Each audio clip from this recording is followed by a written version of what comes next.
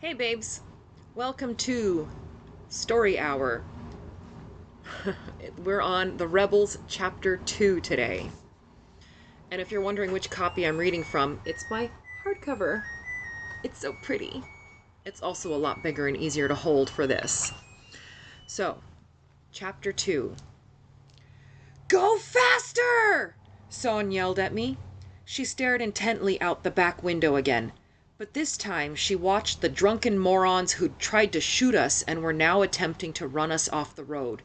They can't handle corners for shit, but they keep gaining on the straight! I gripped the steering wheel tightly and tried not to shake. I hadn't seen a gun in years. No one had.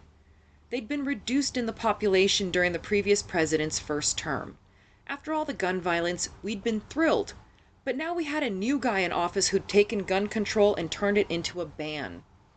Get caught with a gun now, it's an automatic 10-year prison sentence and a $10,000 fine that had to be paid before the perpetrator had a chance of seeing freedom again.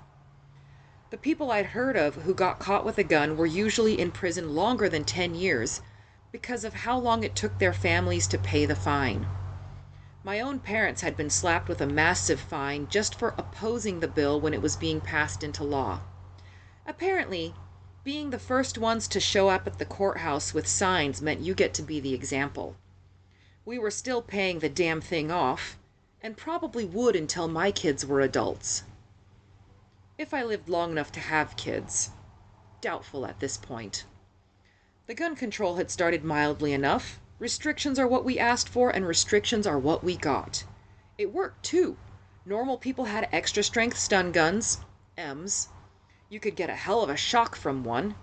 I spun the wheel, sliding around a corner, then whipped the steering wheel the other way, finishing out the S-bend. Sorry. Will you go faster? Son screamed. What about the cops? Call them! I screeched, taking a sharp corner way too fast. Your phone's dead, remember? Pieces of shit technology, I wailed. They never work when you want them to. What the fuck is going on? No public holiday this weekend, no fireworks. So what the hell got into these guys? And where the fuck did they get guns? I took a corner, leaning into the curve. Sonia clutched the door with her other hand braced against the dash. The encroaching storm clouds cast a gloom over the valley despite it being mid-afternoon. The damn drunkards were in such bad shape they needed their headlights, and every time we hit a straight stretch of road, their lights half blinded me. We raced through the farm country of the Willamette Valley. That means rolling hills and blind corners. Have fun getting carsick. Straight bits were few and far between here, thank God. Every time we lost sight of them, I hoped they'd get bored and give up, but a few seconds later, there they were again. Sonia screamed as bullets peppered my tailgate.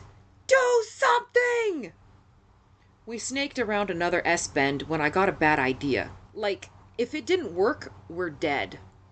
Then again, at the rate we were going, we'd be dead soon anyway. There was a nice long straight stretch coming up in a couple miles. Hold on! I shrieked. I am! Son screamed. I gunned the engine, trying to get every bit of speed out of my poor truck as I could. A small hill was coming up, followed by more curves. A lot of curves, with a few side roads. If we made it past the hill, we had a tiny chance. The engine of my ancient GMC whined as it tried to keep up with my demands. I kept one eye on the lights in my rear view. Sonia wasn't kidding. These sons of bitches wallowed around the corners, but really built the speed back up. We careened around the first corner, passed a side road, then went around the second corner.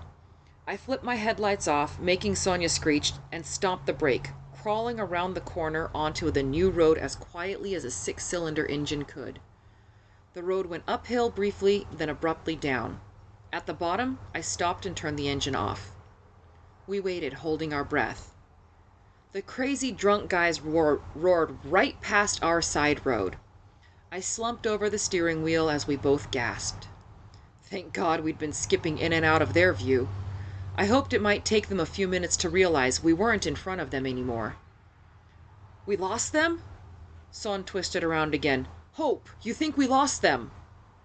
I trembled violently, fumbling the keys, then started the engine again, throwing my baby into gear. Damned if I know.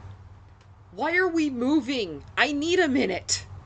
Son had both hands braced on the dash, her head sagging between them as she hyperventilated. Ain't got a minute. I goosed the truck forward, keeping it slow so the engine stayed quiet. Every book or movie out there, when the good guys are in a situation like this, they get caught because they stopped for a breather. I am not getting caught by those drunk assholes. Do you know where we are? I wasn't familiar with the side roads between Staten and Silverton. Never needed to be. I wish my phone worked. I really needed Google right now. Nevertheless, I took the first left I came to. Anything to get farther away. We worked our way down the roads, replaying every minute of the insanity just passed. The way you took those corners was insane, Sonia exclaimed. I know, right? Was it just me, or did they look like they nearly overturned back there? Wasn't your imagination. They were seriously tipping for a minute. And what the hell was up with the shooting? Right? I didn't know there were any guns left. We need to go to the cop shop as soon as we find Silverton. Amen, cousin. I lifted a hand to tuck my hair behind my ear, but it was shaking so bad that I clamped it back onto the steering wheel. This was entirely too much excitement for me. Boring may be boring, but at least it's not near death. 30 minutes and an eternity later, I breathed a sigh of relief. I actually recognized this road. Sonia peered around. Me too. Which one is it? Hell if I know. I just know we turn right up ahead. That right was Cascade Highway. We were nearly home. Soon enough, we approached Westfield Street and the Safeway. Other than those drunk assholes, have you noticed any other cars? I asked Son curiously. There have been tons of cars, Son replied absently, looking behind us again. Not parked, I said dryly. I can't remember, but... Oh, shit! It's those drunk assholes again! I looked in the rearview mirror. Fuck! It is them! I recognized their headlights. Those Hummer-type trucks aren't common in Oregon. We're too poor here to afford those vehicles. Parking lot, Son said urgently. Safeway's around the corner. Hide in the parking lot. Do you think they got a good enough look at us to remember? I asked, pulling into a parking space in the most crowded section. That wasn't saying much, with only a dozen or so cars in the lot. We're about to find out, Sonia muttered as we slid down in our seats. The drunks drove right past the car park and didn't even turn in. Maybe they're too drunk to think straight. Well, hallelujah, brother, I groaned, straightening up. Fuckers.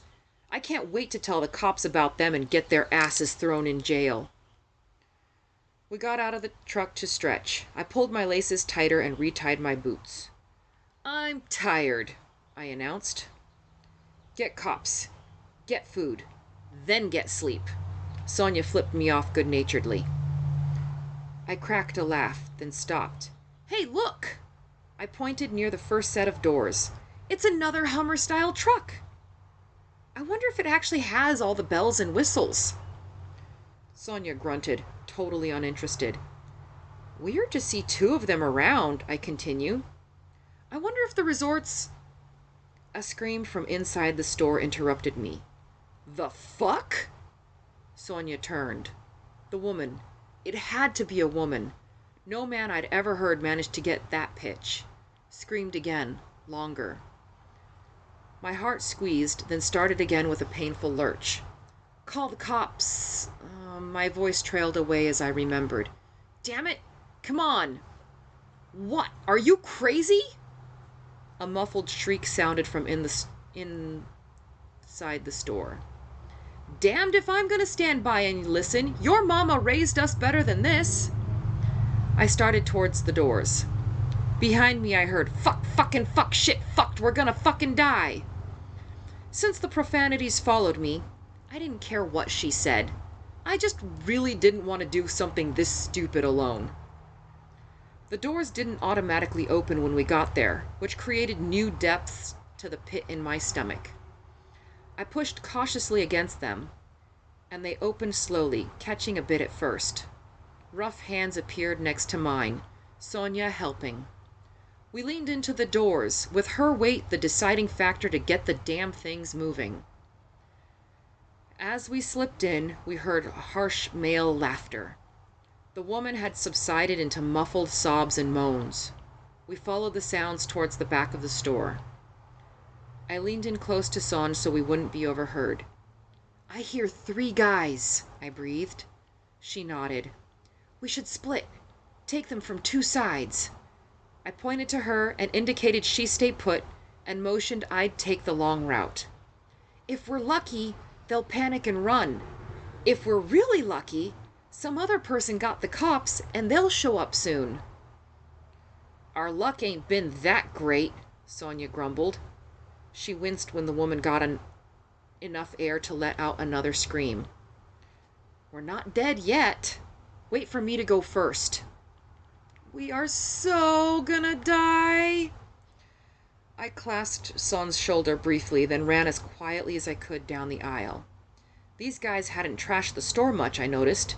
Just a bit of random destruction. I shook my head. Why was I picking up on shit that wasn't any part of my immediate safety? Not just stupid. Frickin' moron. That's me. I passed an aisle. 3 dudes. The woman lay on the floor naked, and there was blood everywhere. I almost changed my mind about all this. I thought we'd scare these guys off, but if they were spilling blood... Without realizing it, I slowed fractionally. Then one of the guys hit the woman, and my auntie came to mind. Her sister had been abused by her husband, and we'd never known about it until her murder. Aunt Rose said she'd wished someone had been able to help her sister, and if we ever met someone in trouble, we should give them any and all help we could. My breath came faster, panic warring with adrenaline. With no idea which one was winning, I kept moving forward. I turned down an aisle and nearly reached the end. Oh God, don't let us die here. I didn't slow down at the end of the aisle. I didn't stop. If I did, I'd never start again. I just knew that I'd stand there and listen to a woman being raped and beaten and not do a damn thing to help her. I'd never be able to look at Aunt Rose again if I did that. So I ran around the corner. The young woman was securely held down by 2 men. Asians, I think. Her head thrashed as she tried to throw off the hand muffling her, her fingers bent in rigid claws of protest. The 3rd man was atop her, bare hips pounding. There were half-empty liquor bottles scattered around, and one of the men had a bottle clenched in his fist, drinking as he pinned the woman's leg with his knee, free hand holding her arm. The woman got in a lucky bite, and the owner of the hand gave her a heavy, open-handed slap that rocked her head. It centered me, seeing that. It left no doubt in my mind about what I should be doing. Suicidal or not, here I come. It was too late for them by the time they saw me coming. I stopped a stride away from the woman and snapped out a kick at the rapist's head. Something broke under my heavy boot, and his head bent at a weird angle. He flopped bonelessly over the woman, pinning her down. I kicked the man at her head in the chest, knocking him backwards toward the produce. The 3rd man, across the woman from me, scrabbled on the floor, trying to get fingers numbed by drink to function. He bumped an object, and I realized he was trying to grab a gun. I screamed wordlessly and launched myself across the woman at the bastard before he could grab the gun. It was a mad scramble, both of us trying to stay on top, and I heard someone shouting. It took me a few seconds to figure out it was me. What the hell is wrong with you people? What is going on? Where the fuck are all these guns coming from? I couldn't pay attention to what I screamed. It just poured out. At the back of my mind, a tiny little voice shouted, "Shut up, you idiot! You're in a fight for your life and you're complaining?" I struck out blindly and hit something soft. The man bucked suddenly, throwing me off and sending me sprawling. He got to his feet, then pulled a knife from the sheath at his back. "Fuck you!" I screamed. He jerked suddenly, then again. The reports from the gun took a few seconds to register in my dazed brain, and I twisted, looking for the shooter.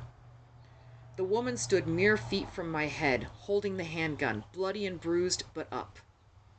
Her teeth bared, mouth coated in blood, she turned to the last man, who scrambled away from Sonia, his eyes red and streaming from the pepper spray she held in her hand.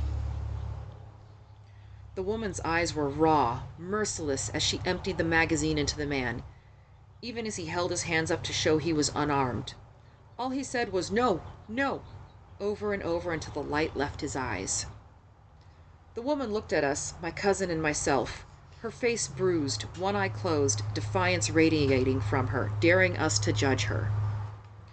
I looked at Sonia, who didn't look as horrified as a person might, normally, then down at the man I'd kicked in the head. He was definitely dead. I looked back up at the woman and said, "Ain't gonna cast no stones. In your shoes, I'd have done the same." My throat hurt, and my voice was raspy, but clear enough for her to understand. She nodded once, then sat down abruptly, crying. "They killed my baby. They swung him by his feet and hit his head." She began sobbing uncontrollably. I scooted towards her carefully. My legs were shaking too much to stand. She showed no resistance as I took the empty gun from her and hugged her gently. Tears started wobbling in my eyes, but I blinked them back. If I got to crying now, there'd be no stopping me, and shit was seriously wrong here. I needed to think. Over her shoulder, I noticed Sonia suddenly blanch and turn away, falling to her knees, retching and crying. In amongst some fallen produce, I finally spotted it, a small foot blotched with drying blood. I stared numbly at it and the shiny red apple next to it. I almost missed it when the woman began talking, nearly incoherent, about running out of food, needing more, and if she'd just stayed at home, her baby boy would still be alive, and why hadn't she just stayed home? I crooned softly to her, the way I'd done for my cousin Dana when she was a baby, and rocked her gently. "Okay, okay. No, don't go over there just yet. We'll get him a blanket, get him wrapped, okay? Just wait here for a moment. No, don't worry. I'll stay in your sight." I gently set her away from me and clambered shakily to my feet. I marveled at the woman's fortitude, that she'd managed to find her feet and shoot 2 men after all she'd been through. I waved a hand to get Sonia's attention. "Get my pack," I mouthed. She nodded, glassy-eyed, and stumbled from the store. There had to be something around here that would work for a blanket. I scanned the shelves and found bath towels. Okay. Grabbing a couple, I headed back to the woman and child. "My name's Hope. My cousin with the pepper spray is Sonia." I kept up a gentle sing-song as I spoke, as if she were a skittish horse or a frightened pup. "Can you tell me your name?" "Alex," she finally whispered, gaze never leaving that one tiny foot. "Okay, Alex. As soon as we can, we'll take you to the hospital. You need to get checked out." "No." She shook her head. No hospital. Closed. All closed." She stared, mesmerized, rocking gently back and forth. "Not home. No food. Not home. No." "Is there anyone we can call?" "No phone. No family. No one." Her voice broke and she shuddered, crying silently. I looked around frantically. Where was Sonia? I really needed backup. Or a drink. I wanted my dad. My lips trembled and I tightened them, feeling the corners turn down. Nope. I bit my lip. "No time for this," I told myself sternly. "We can break down later when we have time, when we're finally home. Suck it up, Buttercup." I continued on to the little boy, lying as if carelessly thrown to the floor. My breath hitched, but I unrolled the towel and gently wrapped the child in it. ignoring the tears that dripped off my chin, making tiny, lighter patches in the blood drying there. I ignored his cracked skull. I didn't see the gray matter peeking through.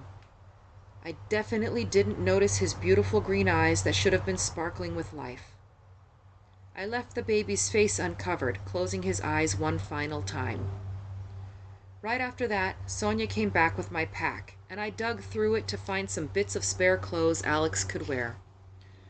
Wasn't much, but it would be enough to get her to the hospital, provided she was wrong and the place was open.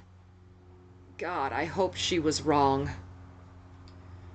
We cleaned Alex up as best we could and got her into shorts and a t-shirt, with my sweatshirt over the top.